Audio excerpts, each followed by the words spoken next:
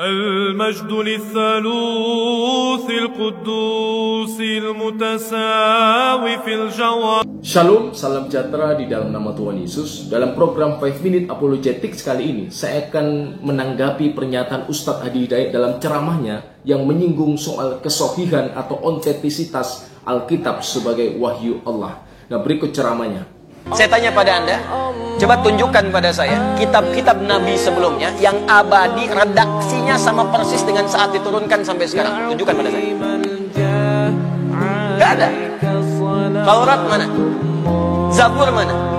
Injil mana? Dengan redaksi asli saat diturunkan kepada Nabi.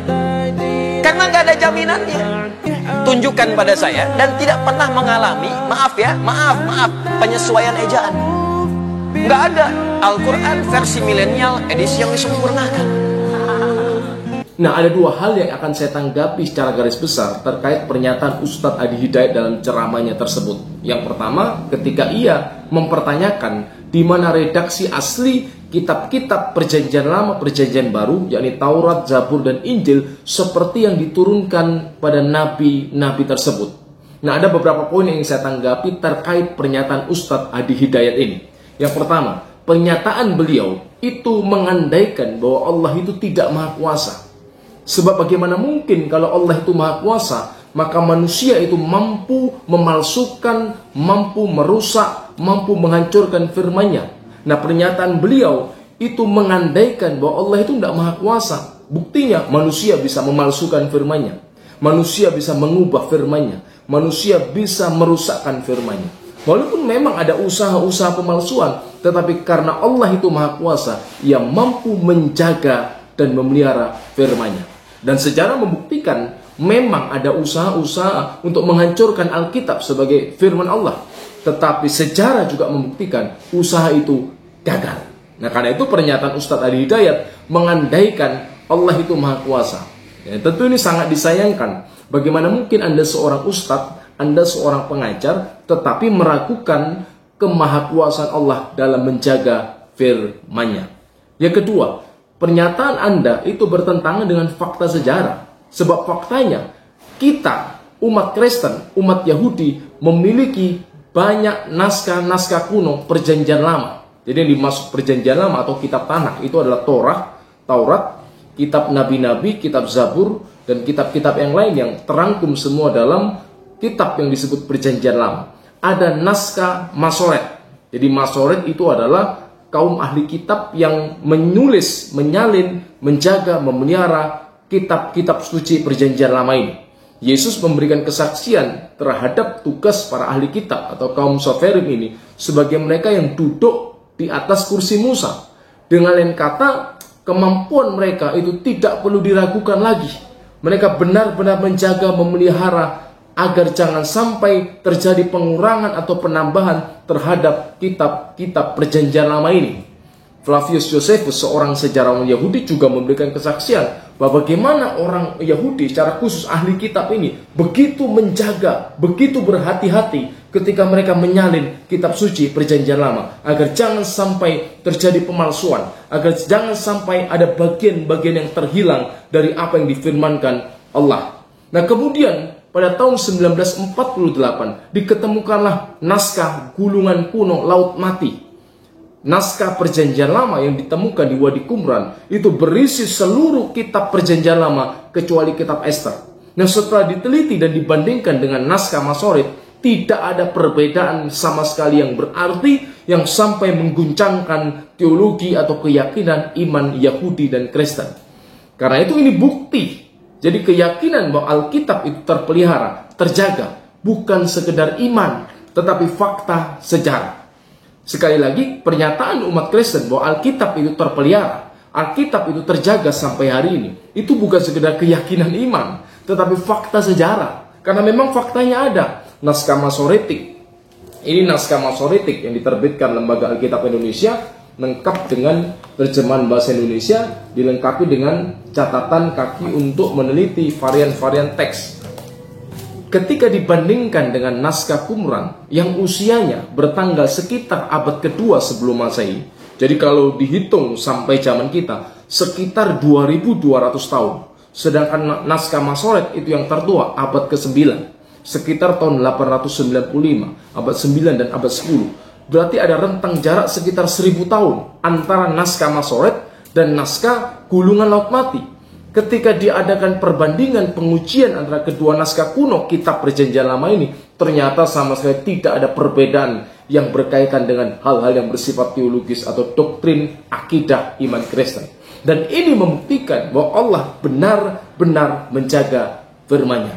Yang ketiga, kita bisa lihat juga dari naskah Septuaginta. Naskah Septuaginta ini adalah terjemahan Alkitab berbahasa Yunani. Jadi kitab Perjanjian Lama di dalam bahasa Yunani. Ini juga bisa dibandingkan antara Septuaginta, naskah Masoret, dan naskah Qumran. Apakah memang benar ada hal-hal yang bersifat doktriner yang sampai mengguncangkan iman Kristen, di mana di situ ada perubahan? Ternyata tidak ada perubahan, tidak ada tahrif sama sekali yang sampai berkaitan dengan doktrin atau akidah iman Kristen. Yang keempat adalah bukti dari tulisan bapak-bapak gereja. Bapak-bapak gereja adalah murid para rasul yang hidup di abad kedua, abad ketiga, abad keempat, dan buku-buku mereka, tulisan mereka masih ada sampai hari ini. Ini adalah tulisan bapak-bapak gereja, punya edisi lengkapnya ini, ada 10 jilid. Nah, dalam tulisan bapak gereja itu, di situ ada kutipan-kutipan kitab suci, baik Perjanjian Lama, Perjanjian Baru. Seorang sarjana Perjanjian Baru yang terkenal, Bruce Metzger, ia pernah berkata, kalau seandainya Alkitab di dunia ini sudah tidak ada lagi, dibakar katakanlah, kita bisa merekonstruksi kembali, kita bisa menyusun kembali kitab-kitab suci itu dari tulisan-tulisan bapak gereja ini. Membuktikan melimpahnya kutipan-kutipan bapak gereja dari kitab suci, baik Perjanjian Lama maupun Perjanjian Baru. Nah, ini bukti yang mengkorroborasi, bukti yang mendukung kesohihan, keterpeliharaan kitab suci dari segala usaha-usaha pemalsuan manusia. Dan naskahnya masih ada sampai hari ini. Perjanjian Lama, Perjanjian Baru, naskah kuno berbahasa Yunani itu masih ada terpelihara. Ada sekitar 5.000 naskah kuno berbahasa Yunani dari Perjanjian Baru. Dan naskahnya masih ada. Anda bisa menguji, Anda bisa membaca, mempelajari sendiri. Yang ketiga adalah pernyataan dari Yesus sendiri tentang keterpeliharaan kitab-kitab Perjanjian Lama dan kitab Perjanjian Baru. Kalau kita lihat di dalam Injil Matius pasal yang kelima, Yesus menyatakan tentang bagaimana Allah itu menjaga kitab-kitab Perjanjian Lama dan kitab Perjanjian Baru. Ayat 18, karena aku berkata kepadamu, sesungguhnya selama belum lenyap langit dan bumi ini, satu iota atau satu titik pun tidak akan ditiadakan dari hukum Taurat sebelum semuanya terjadi. Nah, pernyataan Yesus ini mewakili seluruh tulisan PL, bahwa Tuhan memelihara, Tuhan menjaga tulisan-tulisan tersebut. Nah, bandingkan dengan jaminan akan perkataan Kristus dalam Matius pasal 24. Dalam Injil Matius pasal yang ke-24 ayat yang ke-35. Matius pasal 24 ayat 35, langit dan bumi akan berlalu, tetapi perkataanku tidak akan berlalu. Langit bumi berlalu, perkataanku tidak akan berlalu. Ini merupakan jaminan dari Kristus. Jadi kalau Ustadz Adi Hidayat tadi berkata tidak ada jaminan, Ustadz, Anda harus belajar. Jangan mudah mengeluarkan statement-statement, pernyataan-pernyataan yang tidak memiliki landasan sejarah, tidak memiliki landasan teologis. Kitab suci jelas menyatakan bahwa Allah menjamin firman-Nya tidak akan dihilangkan, tidak akan berubah. Kalau kita lihat lagi dalam Yesaya pasal yang ke-40, dalam Yesaya pasal yang ke-40, Yesaya pasal 40 ayat yang ke-8, rumput menjadi kering, bunga menjadi layu, tetapi firman Allah kita tetap untuk selama-lamanya. Ini jaminan Ustadz. Allah menjamin untuk sampaikan kepada umat Israel melalui Nabi Yesaya bahwa Allah itu menjamin menjaga firman-Nya.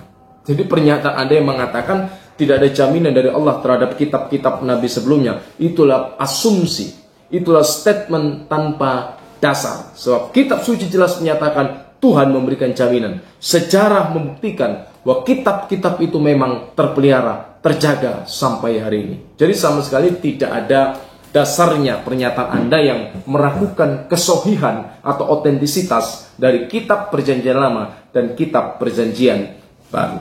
Yang keempat, saya sangat menyayangkan bahwa Anda lebih mempercayai asumsi atau keyakinan teologis Anda sendiri ketimbang kitab Anda sendiri, dibanding kitab Anda, yakni Quran. Kitab Quran jelas menyatakan bahwa Taurat dan Injil itu berisi huda, petunjuk, dan nur, cahaya. Jadi otentisitas Injil dan Taurat itu diakui oleh Quran. Nah, kemudian terserah Anda menafsirkan cara berbeda, itu urusan internal dari umat Islam. Itu bukan urusan kami. Sebagai seorang Kristen, saya hanya menjelaskan bahwa pernyataan Anda itu bermasalah secara teologis.